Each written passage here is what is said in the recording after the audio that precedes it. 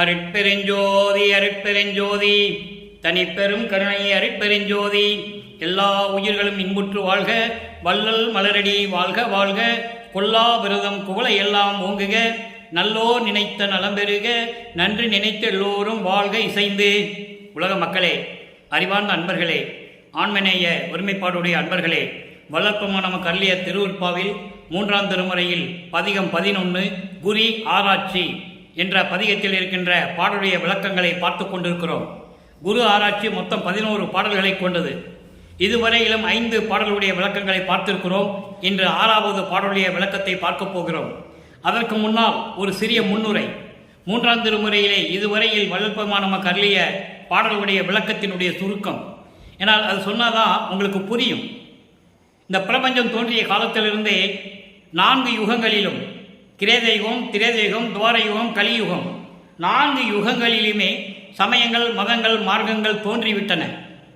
அதை பதத்தலைவர்களும் அந்தந்த மார்க்கத்துடைய தலைவர்களும் தோற்றுவித்து அதற்கான உருவங்களை அமைத்து, அந்த உருவங்களுக்கு ஏற்றபடி ஆலயங்களை அமைத்து, ஆலயங்களுக்கு ஏற்றபடி வழிபாட்டு முறைகளை அமைத்து மக்களை வழிபட செய்து விட்டார்கள். மக்களும் அதை பின்பற்றி கொண்டிருக்கிறார்கள். இந்த சூழ்நிலையில் இந்த மார்க்கங்களும் சமயங்களும் மதங்களும் இல்லாத ஒரு தனி மார்க்கத்தை மக்களுக்கு அளிக்க வேண்டும் என்பதற்காகத்தான், மக்களிடம் ஒப்படைக்க வேண்டும் என்பதற்காகத்தான் சுத்த சன்மார்க்கத்தை உருவாக்கி தன் மகனிடம் கொடுப்பதற்காக தன் மகனை, செல்வப்பிள்ளையை, அருட்பெருஞ்சாண்டவர் தன் பிள்ளைக்கு இட்ட பெயர் செல்வப்பிள்ளை. திருவற்பாவிலே ஆதாரங்கள் உண்டு. அப்போ அந்த செல்வப்பிள்ளையை ஒரு தாயின் வழியாக இந்த மண்ணுலுக்கு வருவிக்க செய்கிறார் அருட்பெருஞ்சோதி ஆண்டவர். அப்படி வல்லற்பமான்மார் ஒரு தாயின் வழியாக இந்த மண்ணுலுக்கு வருவிக்க உற்று சமயங்களும் மதங்களும் மார்க்கங்களும் சூழ்ந்திருந்த காலகட்டங்களில் தான் யார் என்ற தெரியாத நிலையில் பிள்ளை பெருமானவர்கள் இருந்து கொண்டிருக்கிறார்கள். 9வது ஆண்டிலே தன் தந்தை அருட்பெருஞ்சாண்டவர் வந்து ஆட்கொண்ட பிறகு தான் யார் என்ற நிலையை மட்டும் அவரால் உணர முடிகிறது. இறைவனால் வருவிக்க உற்றவன் என்ற நிலை மட்டும் அவருக்கு தெரிகிறது. அதற்கு பிறகு மறைப்பு நிலை ஏற்படுகிறது. சுத்த சன்மார்க்கத்தை பற்றி தெரியாது. ஏன்னா அருட்பெருஞ்சாண்டவர் திருவிளையாடல் செய்கிறார். தன் மகனை வைத்துக் கொண்டு திருவிளையாடல் செய்து கொண்டிருக்கிறார். காரணம், சமயங்களும் மதங்களும் மார்க்கங்களும் பொய் என்று மக்களிடம் சொல்ல வேண்டும். அதன் நெறிமுறைகள் எல்லாம், அதனுடைய கூறப்பட்ட நெறிகள் எல்லாம் மக்களுக்கு உகந்ததல்ல என்று மக்களிடம் சொல்ல வேண்டும். அதற்காகத்தான் தன் மகனை சமயங்களிலும் மதங்களிலும் மார்க்கங்களிலும் ஈடுபட செய்கிறார். இது பிள்ளை பெருமானவர்களுக்கு தெரியாது. இறைவனுடைய திருவிளையாடல் நடப்பது அவருக்கு அப்போ தெரியாது. அந்த காலகட்டங்களில் இவர் திருவொற்றியூர் செல்லுகிறார். திருவொற்றியூர் சென்று தியாகராஜ பெருமானை வணங்க வேண்டும் என்பதற்காக அங்கே செல்லுகிறார். இவரை பார்த்தவுடனே காட்சி கொடுத்து மறைந்து விடுகிறார். இவர் திருவிழா வீதி வரும்போது எப்படியும் இன்றைக்கு இறைவனை பார்க்க வேண்டும் என்று சொல்லி தெருவிலே நின்று கொண்டிருக்கும் போது தெருவழியாக தன் மகனை திரும்பி பார்க்காமல் ஓடுகிறார். ஏனென்றால் காலங்கள் இருக்கிறது, இப்போ இவங்கிட்ட மாட்டிக்க கூடாதுன்னு அவருக்கு தெரியும். என கருவிலேயே கேட்ட கேள்விகளுக்கு யாரும் பதில் சொல்ல முடியவில்லை. அந்த நிலையில் இருக்கின்றவர் வளர்ப்புமானவர்கள். அப்போ அந்த நிலையில் இருந்து கொண்டு இறைவனை பார்க்க முடியவில்லை என்ற மன துயரத்தை, அந்த கவலையை தன்னை தலைவியாகவும் இறைவனை தலைவனாகவும் வர்ணனை செய்து, உள்ளத்தை தோழியாக வர்ணனை செய்து நிறைய பாடல்களினுடைய விளக்கங்களை நாம் பார்த்து விட்டோம். நாரையை தூது அனுப்புகிறார். தனது மனக்குமரலை சொல்லி நாரையை தூது அனுப்புகிறார். நாரையிடமிருந்து பதில் வரவில்லை. இறைவன் தடுக்கிறான். கிளிகளை தூது அனுப்புகிறார், பதில் இல்லை. இப்படிப்பட்ட நிலையில் இருக்கும்போது இறைவன் வருவாரா வரமாட்டாரா என்ற நிலை அவருக்கு ஐயப்பாடு உண்டாகிறது. சந்தேகம் வந்துவிடுச்சு. இதுவரைக்கும் இப்படியே தான் நம்ம இருக்க வேண்டுமா, ஏதாகுமோ என்னாகுமோ என்று தவித்துக் கொண்டிருந்தேன் என்றெல்லாம் சொல்லுவார். பின்னாளில் பாடல்களிலே கூறியிருப்பார், ஏதாகுமோ என்ன ஆகுமோ என்று எனக்கு தெரியாத நிலையில் இருந்து கொண்டிருந்தேன் என்று சொல்லுகிறார். அந்த நிலையில் இருக்கும்போது உலகிலே எப்படி குடும்பத்திலே ஒரு கஷ்டம் வந்தாலும் சரி, துன்பம் வந்தாலும் சரி, இடர்பாடுகள் வந்தாலும் சரி, குறி கேட்க செல்லுவார்கள். அதுபோல ஒரு குறத்தி பெண்ணிடம் குறி கேட்பது போல இந்த பாடல்களை நமக்கு அருளியிருக்கிறார்கள். தன்னை உள்ள குமுறலை குறத்தி பெண்ணிடம் போய், குறி சொல்லுகின்ற குறத்தி பெண்ணிடம் போய், எனக்கு ஒரு குறி சொல்லுவாயாக, இறைவன் வருவாரா வரமாட்டாரா, இல்லை என தவிக்க விட்டுவாரா, இல்லை எத்தனை ஆண்டுகள் ஆகும் என்று எனக்கு தெரியவில்லை, இனி இந்த நிலையை எனக்கு உண்மையாக உள்ளதை உள்ளபடி எனக்கு குறி சொல்ல வேண்டும் என்று சொல்லி இந்த பாடல்களை இந்த பதிகத்திலே 11 பாடல்களிலும் கருளி இருக்கிறார்கள். அற்புதமான பாடல்கள். உலக மக்களுக்கு தெரியப்படுத்த வேண்டும். அவர் எந்த நிலையில் இருந்தார் என்று உலக மக்களுக்கு தெரிய வேண்டும் அல்லவா? அதற்காகத்தான் இந்த பாடல்களை நாம் கருளி இருக்கிறார்கள். அப்போ இறைவன் எப்படிப்பட்ட இறைவன்? திருவொற்றியூரில் இருக்கின்ற இறைவன் எப்படிப்பட்டவர்? அவர் ஏன் தன்னை பார்க்க வரவில்லை? வருவாரா வரமாட்டாரா என்ற மன குழப்பத்தில் இருக்கும்போது சந்தேகப்பட்டு குறி கேட்க செல்லுகிறார். ஒரு குறைச்சி பெண்ணிடம் போய் குறி சொல்லு என்று சொல்லுகிறார். தன்னுடைய மனக்குமுறலை மனக்கவலையை உலக மக்களுக்கு தெரியப்படுத்த வேண்டும்.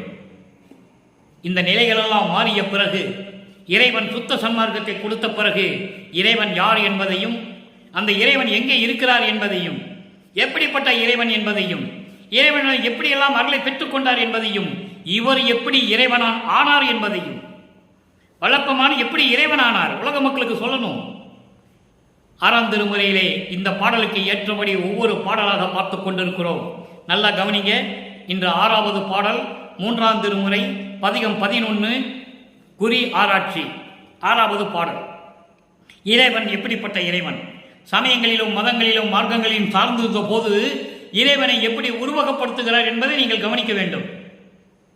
சமயங்களும் மதங்களும் மார்க்கங்களில் சொல்லப்பட்ட நெறிகளை பின்பற்றி எப்படியெல்லாம் வழிபாடுகள் நடந்தன உலக மக்களுக்கு தெரியப்படுத்த வேண்டும் என்பதை இந்த பாடலிலே கூறியிருக்கிறார்கள். நன்றாக கவனியுங்கள். பாலில் தெளிந்த திருநீற்றார். அங்கே சமயங்களும் மதங்களும் மார்க்கங்கள் சூழ்ந்திருந்த போது திருநூறு பூசிய இறைவன் என்று சொல்லுவார். சுத்த சன்மார்க்கத்துக்கு வந்த பிறகு அதெல்லாம் கிடையாது. அதை நீங்கள் நல்லா புரிஞ்சுக்கணும். அங்கே திருநூறு பூசுகிற இறைவன் சொல்லுவார், இங்கே திருநூறு பூசாத இறைவனை எப்படி உருவகப்படுத்துகிற நீங்கள் பார்க்க போறீங்க. ஒவ்வொரு பாடலாம் நம்ம பார்க்க போகிறோம். பாலில் தெளிந்த திருநீற்றார் பாவநாசர் பண்டரங்கர். பண்டு அரங்கர், அதான் பண்டரங்கர் என்று சொல்லுகிறார். இது ஒருவித நடனம் என்று கூறுகிறார். இறைவன் கூத்தாடக்கூடியவன், கூத்தாடியவன். அப்போ அந்த கூத்தாடுகின்ற கலைகளிலே இது ஒரு கலை என்று சொல்லுகிறார். பண்டரங்கர், பண்டு அரங்கர், பண்டரங்கர் ஆளில் தெளிய நால்வர்களுக்கு அருளும் தெருளர். ஆளில் தெளிய நால்வர்களுக்கு அருளும் தெருளர். ஒற்றையினார். எங்க இருக்கிறார் இவன் சொல்லுகிறாரே, திருவொற்றியூரில் இருக்கிறவர். மாலில் தெளியா நெஞ்சகத்தேன், மாலில் தெளியா நெஞ்சகத்தேன் மருவி கலக்க வருவாரோ, கலக்க வருவாரோ. கேலில் தெளிந்த புறப்பாவாய் சேலில் தெளிக்கண், சேலில் தெளிக்கண் புறப்பாவாய் தெரிந்து ஓர் குறி நீ செப்புகவே. செப்புகவே என்றால் சொல்லு.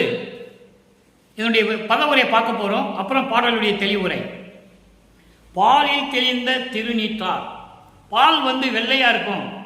அதை விட வெண்மையான திருநீற்றை உடம்பெல்லாம் பூசிக்கொண்ட இறைவன், உடம்பெல்லாம் பூசிக்கொண்ட இறைவன் திருநீற்றார். பாவநாசர், பாவங்களை எல்லாம் நீக்குகின்றவர், பாவங்களை எல்லாம் நாசம் செய்கின்றவர். அப்படி என்றால் பாவங்களை நீக்குகின்றவர். பண்டரங்கர், பண்டரங்கர் என்பது அது ஒரு வகையான கூத்து. அந்த மாதிரி கூத்து ஆடுபவர், கூத்தாடியவர். ஆளில் தெளிய நால்வர்களுக்கு அருளும் தெருளர். ஆள் என்பது ஆலமரம், கல்லால் ஆன ஆலமரம் என்று சொல்லுகிறார். அந்த கல்லால் ஆன ஆலமரத்தின் கீழ் அமர்ந்து கொண்டு நால்வர்களுக்கு அருள் பக்குவத்தையும் உபதேசம் செய்கிறார். அந்த நால்வர் யார் என்பது நம்ம பார்க்க போறோம்.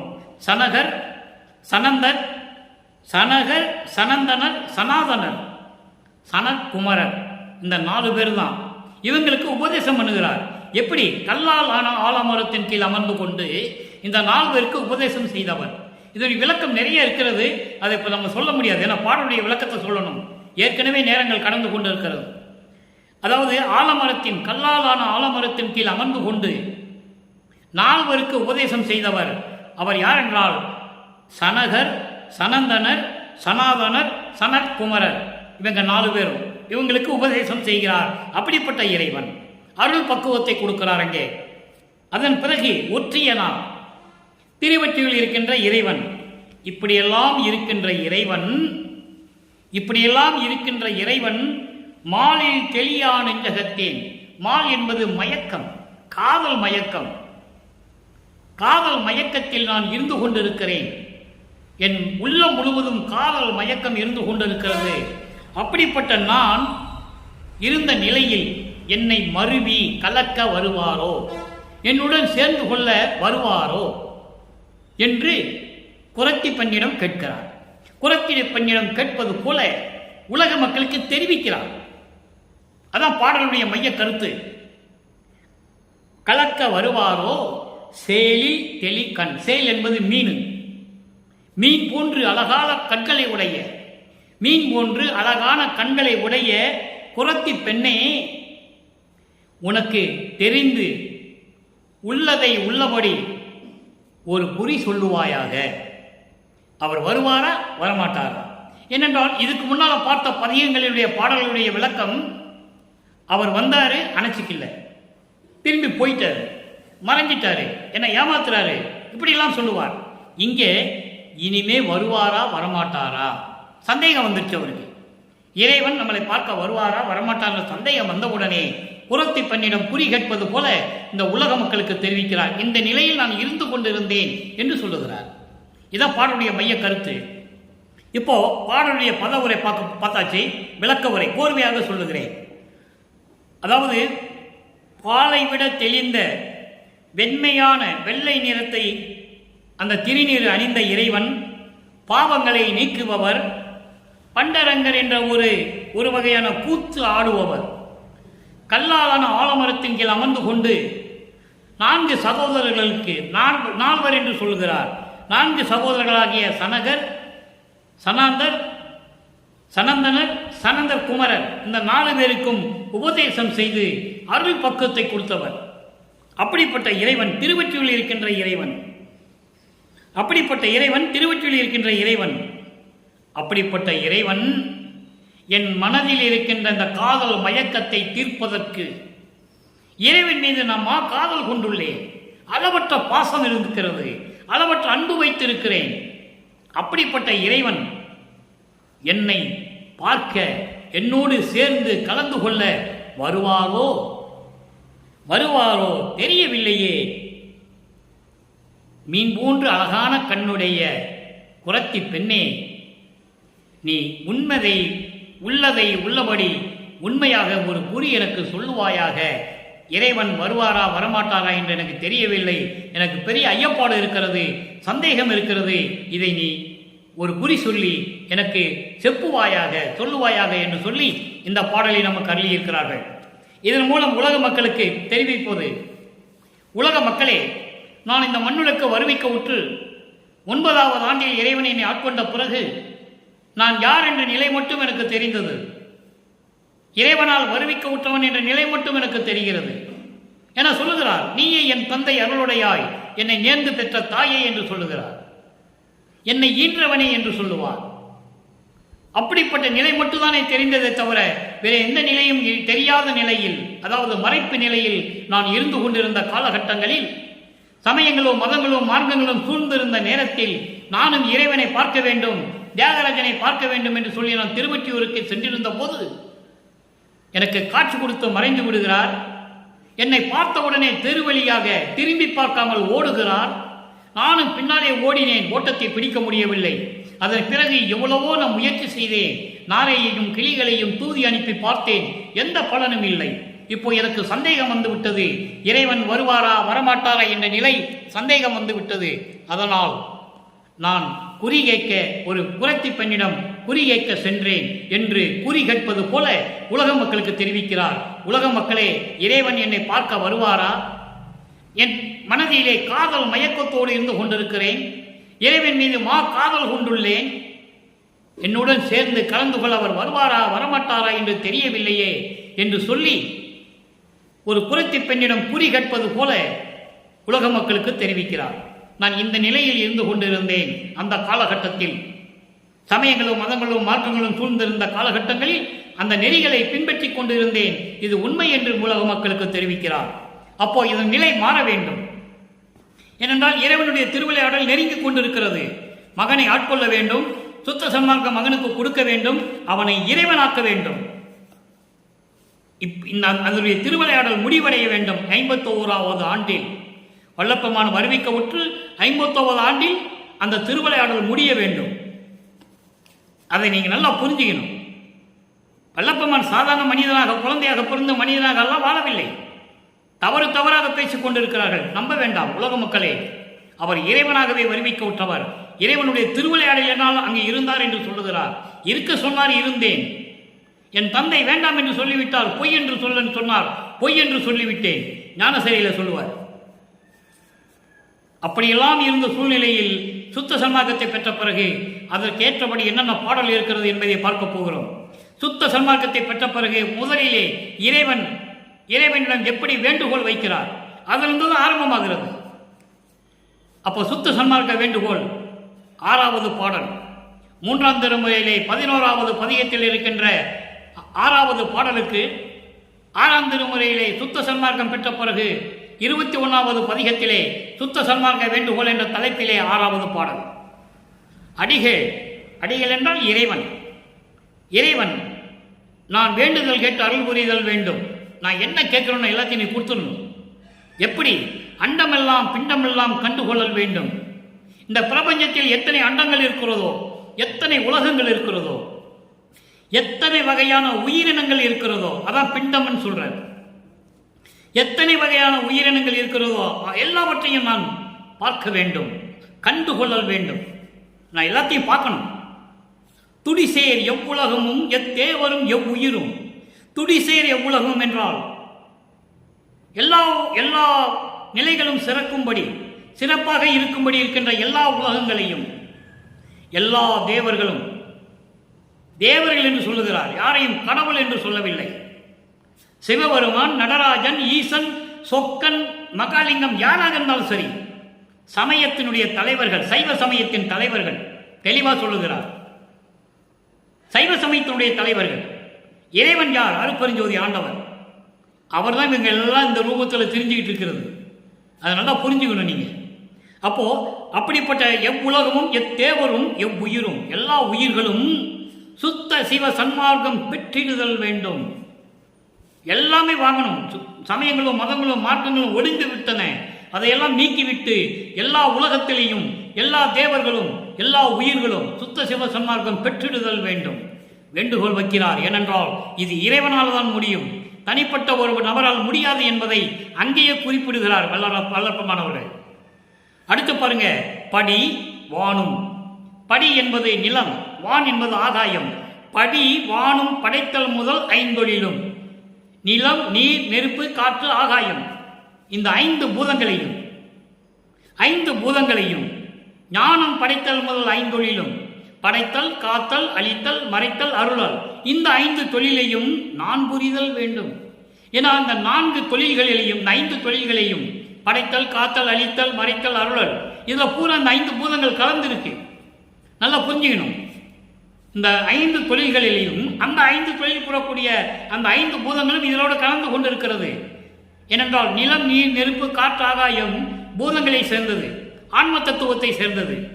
அப்போ இந்த ஆன்ம தத்துவத்தில் இருக்கின்ற 5 பூதங்களிலும் ஒவ்வொன்றிலும் 5 நிலைகள் இருக்கின்றன.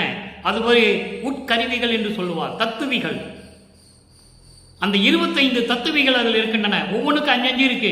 நிலம், நீர், நெருப்பு, காற்று, ஆகாயம், 5 × 5 25. அது தத்துவிகள் என்று சொல்லுகிறார். அதெல்லாம் விளக்க நிறைய இருக்கிறது. அது சொன்னோம்னா நமக்கு நேரம் பத்தாது, சுருக்கமாக சொல்லுகிறேன். அப்போ இதெல்லாம் நான் புரிதல் வேண்டும். கேட்டாரா? கேட்டுட்டார்ல, அப்படி எப்படி வாங்கினார்னு சொல்லணும்ல, பின்னால் வருது, அடுத்த பாடலில் வரும். ஒடியாத திருவடிவில் எந்தாயும் நானும். ஒடியாத என்பது அழியாத திருவடி, அழியாத உருவத்தில் நீயும் நானும். அறியாத உருவம் என்ன? அருட்பெருஞ்சோதி. நீயும் நானும் ஒன்றாய் இருக்க வேண்டும். எப்படி? எஞ்ஞான்றும், எக்காலத்திலும், எப்பொழுதும் நீ என்னோடு இருக்க வேண்டும். ஓங்குதல் வேண்டுவனே, அப்படிதான் நீ என் கூட இருக்கணும்னு சொல்ற. இது சுத்த சன்மார்க்க வேண்டுகோள். சுத்த சன்மார்க்கத்தில் என்ட்ரியாகும் போது எல்லாருலையும் கொடுக்கறதுக்கு ரெடியா இருக்கிறாரு, தயாராக இருக்கிறார் தந்தை. அப்போ இவர் வேண்டுகோள் வைக்கிறார். எப்படி வேண்டுகோள் வைக்கிறார் பார்த்தீங்கல்ல? எல்லாருமே சுத்த சன்மார்க்கத்தில் இருக்கணும்னு சொல்ற. அதோடு மட்டுமல்ல, நீயும் நானும் ஒன்னா இருக்கணும். தனியாக இருந்தாலும் நீ தனியாகவோ நான் தனியாக இருந்தால் எதுவும் செய்ய முடியாது. ஏன்னா இந்த அணுக்கள் தவம் இருக்கும் என்று சொல்கிறார். யாரு? எல்லா பதவியும் எல்லா அருளையும் இழந்த பிரம்மன் திருமால் முதல் மீண்டும் தவம் இருப்பார்கள். அப்ப நீ என்ன பண்ணுவ? இறக்கப்பட்டு மீண்டும் அருளை கொடுத்து விடுவாய். அப்ப சுத்த சன்மார்க்கத்தை மீண்டும் கொண்டு வர முடியாது. ஏற்கனவே இந்த 4 யுகங்களில் பட்ட கஷ்டம்லாம் போதும் நம்ம. எனவே நீயும் நானும் ஒன்றாக இருக்க வேண்டும் என்று சொல்கிறார். எவ்வளவு அற்புதமான விளக்கம் என்பதை நீங்கள் புரிந்து கொள்ள வேண்டும். அடுத்து அருள் விளக்கமாலை. அவர் பெற்ற அருளை எப்படி விளக்குகிறார்? இறைவனிடம் பெற்ற அருளை சொல்ல வேண்டும் அல்லவா? 5 பூதங்களோடு 5 பொருளிலுமே நான் புரிதல் வேண்டும் சொல்றாரு. எல்லா உயிரும் சுத்த சன்மார்க்கம் இருக்கணும்னு சொல்றாரு. அப்ப அதை எப்படி வாங்கினார்னு சொல்லணும் உலக மக்களுக்கு. அருள் விளக்கமாலையிலே 16வது பாடல், அங்கே 3ஆம் திருமுறையில் இருக்கிற 6வது பாடல், அங்க ஒண்ணுமே இல்லை. வருவாரா வரமாட்டாருன்னு சந்தேகம் மட்டும்தான். இறைவனை உருவப்படுத்துவார், அவ்வளவுதான். அதுக்கு இந்த 16வது பாடல்ல எப்படி இருக்குன்னு நீங்க பாக்குறீங்க. கொடுத்திட நான் எடுத்திடவும் குறையாத நிதியே. ஒவ்வொரு வரியா சொல்றேன், அப்பதான் நல்லா இருக்கும். கொடுத்திட நான் எடுத்திடவும் புரியாத நிதியே. உங்ககிட்ட அவ்வளவு இருக்கு. நான் எடுத்து எடுத்து மற்றவர்களுக்கு கொடுத்தாலும் சரி, உங்ககிட்ட அவ்வளவு அருள் இருக்கு, அவ்வளவு அருள் செல்வம் இருக்கு, எல்லாமே இருக்கு. நான் அதை எடுத்து மற்றவங்களுக்கு நான் கொடுக்கணும். நல்லா கவனிக்கணும் நீங்க. அப்போ எல்லாமே செயலாற்றுவது வல்லற்பம் என்பதை இங்கே சொல்றாரு. நீங்க நல்லா கவனிக்கணும். உங்ககிட்ட நிறைய இருக்கு. உங்ககிட்ட இருந்து எடுத்து எடுத்து நான் மற்றவங்களுக்கு கொடுக்கணும் இல்லையா? அப்படி கொடுத்தாலும் கூட நான் எடுக்க எடுக்க மற்றவங்களுக்கு கொடுக்க கொடுக்க குறையாத அருள் செல்வமே. அடுத்தது கொல்லாத நெறியே சொல்லிட்டாரா? கொல்லாத நெறியில் இருக்கின்றவர் யார்? கொல்லாத நெறி எது? சமரச சுத்த சன்மார்க்கம். எல்லா மார்க்கத்தையும் உயிர்களை கொள்ளுவான், மாமிசம் சாப்பிடுவான். நீங்க புராணங்களிலும் காவியங்களிலும் நீங்க எங்க வேணா பார்த்துக்கலாம். முருகனை கும்பிடுவான், கறி சாப்பிடுவான், உயிர்களை கொள்ளுவான். பிள்ளையாரை கும்பிடுவான், கொலை செய்வான், சாப்பிடுவான். யாரை வேணா எடுத்துக்கங்க. அந்தந்த மார்க்கங்கள்ல, சமயங்கள்ல, மார்க்கங்கள்ல, மதங்கள்ல நீங்க எதை வேணா எடுத்துக்கங்க. கொல்லா நெறின்னு ஒரு நெறியே கிடையாது. ஆனா கொல்லா நெறி இருப்பது சமரச சுத்த சன்மார்க்கம். அப்படிப்பட்ட கொல்லா நெறியை கொண்ட இறைவனே, அதான் கொல்லா நெறியே என்று சொல்லுகிறார். கொல்லா நெறியே குருவருள் நெறி என பல்கால் எனக்கு பகர்ந்த மெய் சிவமே. அருப்பெருஞ்சோதி அகவலிலே சொல்லுவார். மெய் சிவன் அருப்பெருஞ்சோதி. அப்போ கொல்லா நெறியே, அப்படிப்பட்ட நெறியை கொண்ட இறைவனே, சித்தெல்லாம் செய்யக்கூடிய பதியே, எல்லா அருள் வல்லமைகளையும் கொண்ட இறைவனே, அருப்பெருஞ்சோதியே, மடுத்திடவும். நல்லா கவனிக்கணும் அன்பர்களே. நேரம் கடத்துவதற்காகவோ, பொழுதை வீணாக்க வேண்டும் என்பதற்காகவோ, பொய் சொல்ல வேண்டும் என்பதற்காகவோ இந்த பாடலுடைய விளக்கத்தை நான் கொடுக்கவில்லை. இறைவன் தயவாலயம் கருணையாலை பெற்ற விளக்கம் என்பதை நான் பலமுறை கூறியிருக்கிறேன். திருவெட்பாவிலே என்ன இருக்கிறதோ அதை மட்டும் தான் சொல்லுவேன். வேற நூல்களை பற்றி பேச மாட்டேன், யாரை பற்றியும் பேச மாட்டேன். இறைவனை பற்றி பேசுறதுக்கே நேரம் பத்தாது நமக்கு. இப்போ மடுத்திடவும், அடுத்தடுத்தே மடுப்பதற்கு உல்லாசை வைப்பதின்றி வெறுப்பு அறியா வண்ணம் நிறை அமுதே. என்னை அணைக்கும் போதும் சரி, தொடர்ந்து அணைக்கும் போதும் சரி, என்னை அணைச்சிக்கிற, தொடர்ந்து என்னை அணைக்கணும்னு உன் உள்ளத்துல ஆசை வச்சிருக்க பாரு. எப்படி சொல்றாரு பாருங்க. உல்லாசை வைப்பதும் இன்றி என்னை அணைச்சிக்கிற, தொடர்ந்து அணைச்சிக்கிட்டு இருக்க. ஐயோ இவனை விட்டக்கூடாது, நம்ம மகனாச்சே, செல்ல மகனே என்று சொல்லுவார், குலமகனே என்று சொல்வார், கொஞ்சி குலாவுவார் மகனை. யார் மக்களிடம் சொன்னது? சொல்லவே இல்லை யாரும். பொதுப்படையாக பேசினார்கள், அவ்வளவுதான். இங்க என்ன சொல்றாப்பாங்க? என் மகனே, செல்வ மகனே, குலமகனே, எனக்கு மூத்த மகனே என்று சொல்லி என்னை அணைப்பதற்கும் தொடர்ந்து அணைத்துக் கொண்டே இருப்பதற்கும் உன்னுடைய உள்ளத்தில் ஆசை வைத்தது மட்டுமல்லாமல், உன் உள்ளத்தில் ஆசை வைத்தது மட்டுமல்லாமல், எந்த வெறுப்பும் இல்லாமல், வெறுப்புத்தன்மை இல்லாமல் நின்ற அமுதே, பரிபூரணமாக நிறை செய்கின்ற அமுதே, அமுதம் போன்ற இறைவனே என்று சொல்லுகிறார். இந்த பிரபஞ்சம் தோன்றிய காலத்தில் எந்த முனிவனும் எந்த ரிஷியும் சொன்னதில்லை. எப்படிப்பட்ட இறைவன் என்று கூட யாருக்கும் தெரியாது. அப்படிப்பட்ட இறைவனே எடுத்து எடுத்து புகன்றாலும், எட்டந்தடவை சொன்னாலும் சரி, எட்டந்தடவை சொல்லிக்கிட்டே இருந்தாலும் சரி, உளவாத ஒளியே, உலவாத ஒளி என்பது மங்காத ஒளி, மங்காத ஒளி என்பது எப்பவும் பிரகாசமாக இருக்கக்கூடிய ஒளி. நந்தா மணிவிளக்கே என்று சொல்லுவார். அற்புதமான இடங்களாம் இருக்கிறது திருவருட்பாவிலே. நந்தா மணிவிளக்கே, பரிபூரணமாக பிரபஞ்சம் முழுவதும் ஒளி வீசிக் கொண்டிருக்கின்ற அருட்பெரும் ஜோதியே என்று சொல்லுகிறார். அதான் உலவாத ஒளி. அதோடு மட்டுமல்ல, என் உயிரே, உன்னால்தான் இந்த உயிர் இருக்கிறது, நீ கொடுத்த உயிர் தானே. உபசாரத்தால் பெற்ற தந்தை என்பான் ஒருத்தனுடைய சுக்கில பையில் இருந்து அந்த சுக்கிலம் வெளிப்பட்டு உபசாரத்தால் பெற்ற ஒரு தாய் என்பால் ஒருத்தியின் சுரோணி திரளில் சேருகின்ற வரைக்கும் என்னை காத்த இறைவனை என்று சொல்லுவார். அற்புதமான இடங்களாம் இருக்கிறது திருவருட்பாவிலே. அது மட்டுமா, கருவிடத்தை காத்த தலைவனை என்று சொல்லுவார், கருவிலே கலந்த துணையை என்று சொல்லுவார். அதான் சொல்றாரு, என் உயிரே என்று சொல்லுகிறார். எனக்கு உயிர் கொடுத்த இறைவனே. சும்மா என் உயிர் என்று மற்றவங்க சொன்ன மாதிரிலாம் கிடையாது. இது சுத்த சன்மார்க்க விளக்கம். எனக்கு உயிர் கொடுத்த இறைவனே, அந்த உயிருக்கும் உயிராக மேலாக இருக்கின்ற இறைவனே, என் உயிருக்கு இசைந்த பெருந்துணையே, நான் விரும்பிய, என் உயிர் விரும்பிய பெரும் துணையாக இருக்கின்ற இறைவனே, அருட்பெருஞ்சோதியே, தடித்திட வல்லவர் இல்லா, உன்னை யாரும் தடுக்க முடியாதுல்ல. பாடல்ல சொல்லுவாரு, நீ வந்து எனக்கு அருளை கொடுத்து விட்டால் தடுப்பவர் யார் என்று சொல்லுவார். 10 பாடல்கள் இருக்கிறது. அதை இங்க ஒரு வரியில் சொல்லுகிறார். தடித்திட வல்லவர் இல்லா தனி முதல் அரசே, நீ என்னோடு கலந்து விட்டால், எனக்கு அருளை கொடுத்து விட்டால் உன்னை தடுப்பவர் யார்? அந்த வல்லவர் யார்? இல்லை, அப்படிப்பட்டவர்களே இந்த பிரபஞ்சத்தில் இல்லை என்று சொல்லி, தனி முதல் அரசே. முதல் அரசை என்பது முதலில் தோன்றிய இறைவன், சுயமாக தோன்றிய இறைவன், ஆதியும் அந்தமில்லாத இறைவன், ஒப்பற்ற நிலையில் இருக்கின்ற இறைவன், யாருக்கும் நிகரில்லாத இறைவன். அதான் தனி முதல் அரசை என்று சொல்லுகிறார். அடுத்து பாருங்க, தாழ்மொழி என்று இகழாதே தரித்து மகிழ்ந்து அருளே. தாழ்மொழி என்பது நான் உன்னை பற்றி சொல்லுவது, பாடுவது, விண்ணப்பம் வைப்பது, முறையீடு வைப்பது, இதெல்லாம் உகந்தது அல்ல என்று நீ நினைக்கக்கூடாது. எல்லாவற்றையும் ஏற்றுக்கொண்டு தரித்தென்றால் பெற்றுக்கொண்டு ஏற்றுக்கொண்டு மகிழ்ந்து அருள வேண்டும் என்று சொல்லுகிறார். அடுத்து பாருங்க, ஒரு நிலை, 3ஆம் திருமுறையிலே விடுபட்ட நிலை. இங்கே சொல்லுகிறார், இறைவனை எப்படி பார்த்தேன், எப்படி பேரின்பம் அடைந்தேன், எப்படி இறைவனோட கலந்து கொண்டேன். 6வது பாடல். அங்கே 3ஆம் திருமுறையில் இருக்கின்ற பாடலுக்கு இங்க முடிவான விளக்கம். அங்கே இறைவனை பார்க்க முடியல. சமயங்களும் மதங்களும் மார்க்கங்களும் இருந்த நிலையில் இறைவனை பார்க்க முடியல. வருவாரா வரமாட்டார்னு சொல்லி போய் குறி கேட்கிறார். ஆனா இங்கே இறைவனை எப்படி பார்த்தார், எப்படி கலந்து கொண்டார், எப்படி பேரின்பம் அடைந்தார் என்பதை கூறுகிறார். 6வது பாடல், கண்டு கனிந்து கலந்து கொள்ளல் என்ற பதிகத்திலே இருக்கிறது. நல்லா கவனிங்க. ஆய்தரு வேதாகமத்தின் அடிமுடி நின்று இளங்கும் அரிய பெரும்பொருளே. எப்படிப்பட்ட இறைவன்?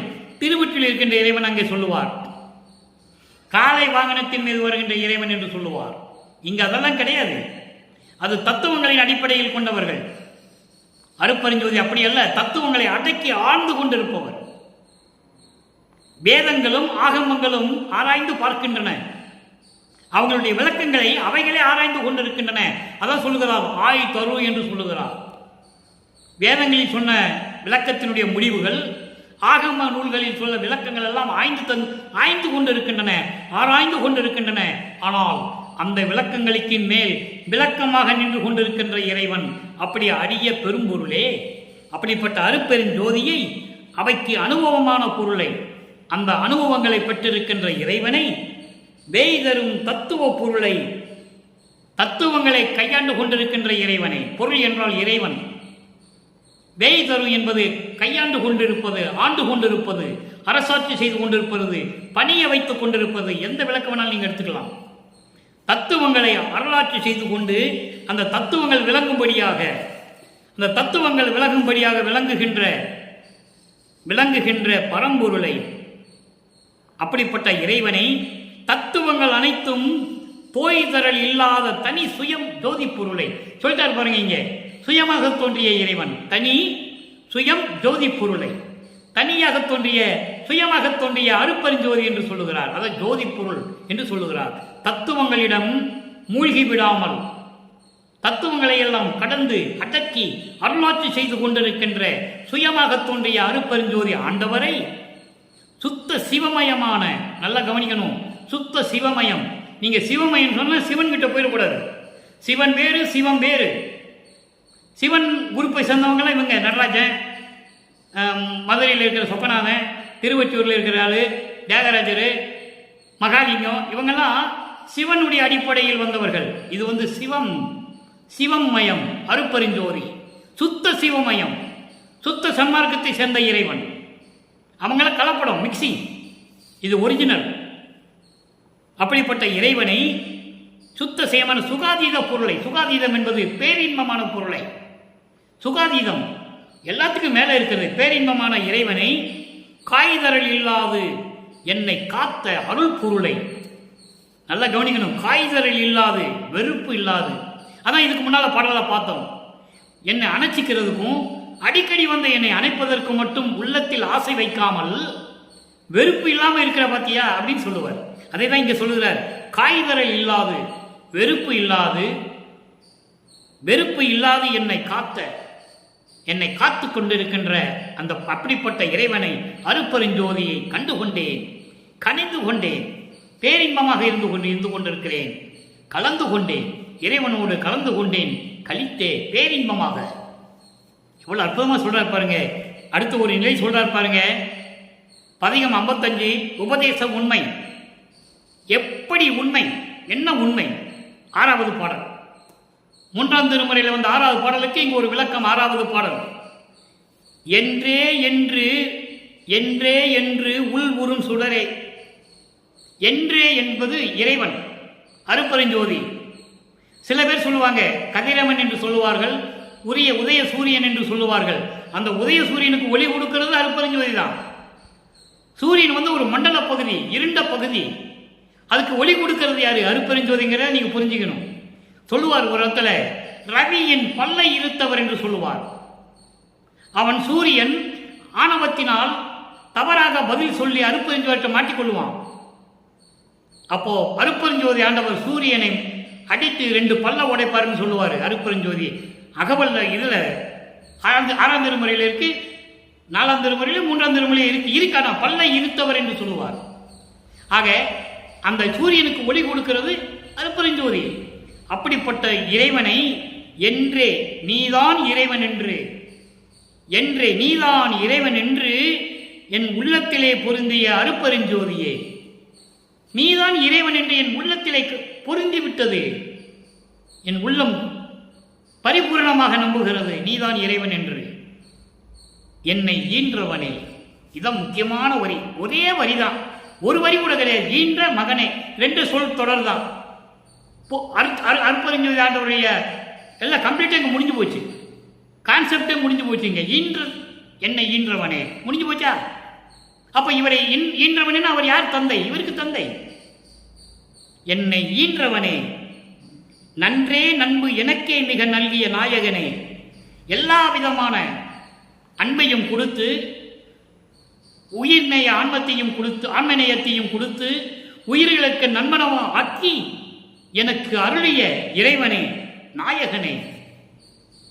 உயிர்களுக்கும் நண்பனா இருக்கிறேன், எல்லாருக்கும் நண்பனாக இருக்கிற நிலையிலே என்னை கொண்டு நிறுத்திய அருளிய நாயகனே, மன்றேர் மாமணியே, அழகாக சுடர் விட்டுக் கொன்று சத்தியஞான சபையிலே ஒளி விட்டுக் கொண்டிருக்கின்ற இறைவனே.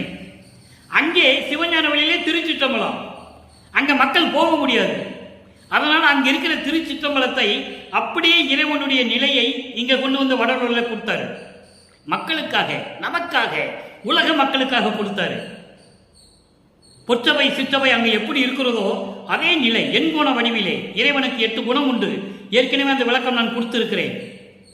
தன்மையத்தனாதல், தூய உடம்பினாதல், இயற்கை உணர்வினாதல், முற்றிலும் உணருதல், இயற்கையாகவே பாசங்களை நீக்குதல், முடிவில் ஆற்றல் உடைமை, பேரறிவில் இன்ப உடைமை, வரம்பில் இன்ப உடைமை, இப்படி 8 குணங்கள் உண்டு. அந்த 8 குணங்களின் அடிப்படையில் தான் சத்தியஞான சபையை நிறுவியது. பல பேர் பலவிதமாக சொல்லுவார்கள், அதை பற்றி நமக்கு கவலை இல்லை. ஆனால் இறைவன் கொடுத்த விளக்கம் எண்குணம் என்பது இறைவனுக்கு 8 குணங்கள் உண்டு. அதன் அடிப்படையிலே தான் சத்தியஞான சபையை நிறுவியது என்பதை இங்கே நான் பதிவு செய்ய கடமைப்பட்டிருக்கிறேன். அப்படிப்பட்ட சத்தியஞான சபையில் இருக்கின்ற இறைவனே, சுக வாழ்க்கையின் மெய்ப்பொருளே, பேரின்பமான இயற்கையை உண்மையை விளக்க கடவுளே, அதான் மெய்ப்பொருள் என்று சொல்லுகிறார். ஒன்றே என் துணையே, நீ ஒருவன் தானே எனக்கு துணை, வேறு யாரும் எனக்கு துணையே இல்லையே, வேறு யாரும் எனக்கு நிகர் இல்லை என்று சொல்லுவார். செத்து செத்து பிறக்கும் இந்த தேவர்கள் எனக்கு நிகர் இல்லை என்று சொல்லுவார். என் முன் வழியில்லை என்று சொல்லுவார். உன்னை மறக்கவும் மாட்டேன், மற்ற தெய்வங்களை மதிக்கவும் மாட்டேன் என்று சொல்லுவார். அதை தான் சொல்றாரு, ஒன்றே என் துணையே, நீதான் எனக்கு துணை, கடவுளே என் துணை என்று சொல்லுகிறார். எனக்கு உண்மை உரைத்தவர்களே, இன்னும் எனக்கு பிரபஞ்சத்தினுடைய உண்மையை எனக்கு சொல்ல வேண்டும் என்று சொல்லி இந்த பாடலை நிறைவு செய்கிறார்கள். நம்மளை எல்லாம் படைத்து காத்து கொண்டிருக்கின்ற அருட்பெருஞ்சோதி ஆண்டவராகிய வல்லற்பெருமானவர்கள். அடுத்து பாருங்க, இறுதியாக ஒரே ஒரு பாடலுடைய விளக்கம். உலக மக்களை எப்படி அழைக்கிறார் சுத்த சன்மார்க்கத்திற்கு, இறைவன் எப்படி வருகிறார் என்பதை கூட இங்கே சொல்லுகிறார். நல்லா கவனிக்கணும். 105வது பதிகம் 6வது பாடல், 3ஆம் திருமுறையில் இருக்கின்ற 6வது பாடலுக்கு இங்கே நிறைவான விளக்கம். அருட்பெருஞ்சோதி ஆண்டவர் எப்போ வருகிறார் என்று சொல்லுகிறார். நல்லா கவனிக்கணும். உடம்பு ஒரு வகை அறியீர், உலக மக்களுக்கு சொல்றாரு, உலக மக்களே உடம்பு ஒரு வகை அறியீர், உயிர் வகையை அறியீர், உடல் பருக்க உண்டு நிதம் உறங்குதற்கே அறிவீர். உடம்பு எப்படிப்பட்ட உடம்பு, இறைவன் எப்படி இந்த பொன்னான உடம்பை கொடுத்திருக்கிறார் என்று இந்த உடம்பை பற்றி கூட நீங்கள் கவலைப்படவில்லை, உயிரை பற்றி கவலைப்படவில்லை. தினமும் உண்டு, தினமும் சாப்பிட்டு சாப்பிட்டு உறங்குவதற்கு தான் அறிந்து கொண்டிருக்கிறீர்கள் உலக மக்களே. எப்படி சொல்றார் பாருங்க, இந்த உடம்பு எப்படி உடம்பு, பொன்னான உடம்பு, இறைவன் கொடுத்த உடம்பு, அதை பற்றி உங்களுக்கு தெரியல. உயிருடைய வகையை எப்படி பாதுகாக்கணும்னு உங்களுக்கு தெரியல. தினமும் தினமும் உண்டு உண்டு தூங்கி தூங்கி சாப்பிட்டு சாப்பிட்டு தூங்கி தூங்கி மலம் கழித்து சிறுநீர் கழித்து இதுக்கு தான் நீங்கள் தெரிஞ்சிருக்கீங்க. இறைவனை பற்றி இன்னும் நீங்கள் தெரிஞ்சுக்கிடல. அடுத்து சொல்ற பாருங்க, மடம் புகு பேய் மனத்தாலே, மனதை குரங்கு என்று சொல்லுவார், ஏன்னா தாவி தாவி செல்லும். மனதை பேய் என்று சொல்லுவார், பேயாட்டம் ஆடும். மனதை கண்ட்ரோல் பண்ணணும். அப்போ என்ன சொல்ற பாருங்க, மடம் புகு பேய், அறியாமை என்கின்ற பேய் உங்க மனத்திலே புகுந்து கொண்டது.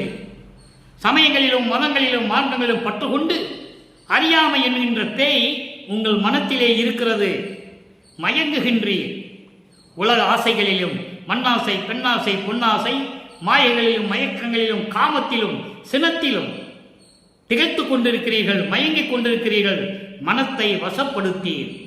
மனதை கட்டுப்படுத்த தெரியவில்லை உங்களுக்கு. வசப்படுத்தும் வழித்துறை கூட உங்களுக்கு தெரியல. மனசை கட்டுப்படுத்த தெரியல. அறியாமை என்னும் பேய் உங்களை ஆட்டிக்கொண்டிருக்கிறது. சமயங்களும் மதங்களும் மார்க்கங்களும் சொன்ன நெறிகளை பின்பற்றிக் கொண்டு மயங்கிக் கொண்டிருக்கிறீர்கள். உங்கள் மனதை அதாவது வசப்படுத்துறது கூட உங்களுக்கு தெரியவில்லை. எப்படி வசப்படுத்த வேண்டும் என்ற முறை கூட தெரியவில்லை. அதை வசப்படுத்துவதற்கு ஒரே வழி சமரச சுத்த சன்மார்க்கம். அதாங்க சொல்றாரு, சமரச சுத்த சன்மார்க்கம் தான் ஒரே வழி. அந்த வழி கூட உங்களுக்கு தெரியலன்னு சொல்றாரு. வழித்துறை கற்று அறியீர், சுத்த சன்மார்க்கத்தை தெரிந்து கொண்டு நீங்க வாங்கன்னு சொல்ற. அதோடு மட்டுமல்ல, இடம்பெறும் பொய் வாழ்க்கையிலே, இந்த உலக வாழ்க்கையிலே, பொய்யான இந்த உலக வாழ்க்கையிலே சிக்கிக்கொண்டு துன்பங்களை தரக்கூடிய, துயரங்களை தரக்கூடிய இந்த உலக வாழ்க்கையிலே சிக்கிக்கொண்டு இன்பத்தையும் துன்பத்தையும் அனுபவித்துக் கொண்டிருக்கிறீர்களே, எண்ணி எண்ணி இப்படியெல்லாம் தொடர்ந்து வருவதை எண்ணி எண்ணி இழைக்கின்றீர். நொந்து போயிருக்கீங்க. ஏன் இது தேவையில்லையே, உலக மக்களே இது தேவையில்லையே, ஏழை உலகில் ஒன்றும் தெரியாமல் இருக்கிறீர்களே உலக மக்களே. இப்ப சொல்றார் பாருங்க, நடம்புரி என் தனி தந்தை வருகின்ற தருணம் நன்னியது. நடம்புரி என் தனி தந்தை அருள் நடனம் செய்து கொண்டு சத்தியஞான சபையிலே அருளாட்சி செய்து கொண்டிருக்கின்ற என் தனி தந்தை, யாருக்கு நிகரில்லாத என் தந்தை அருட்பெருஞ்சோதி ஆண்டவர் வருகின்ற நேரம் வந்துவிட்டது. வந்துருச்சு, நன்னியது வந்துருச்சு. அப்ப நீங்க என்ன பண்ணணும்?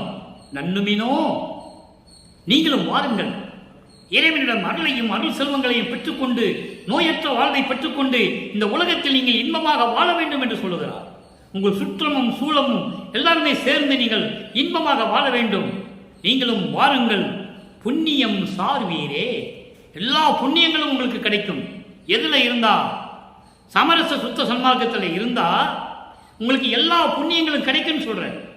நீங்கள் நல்லா புரிஞ்சுக்கணும். அப்போ சுத்த சன்மார்க்கத்தை ஒரு தனி மார்க்கம் என்று சொல்லுகிறார்.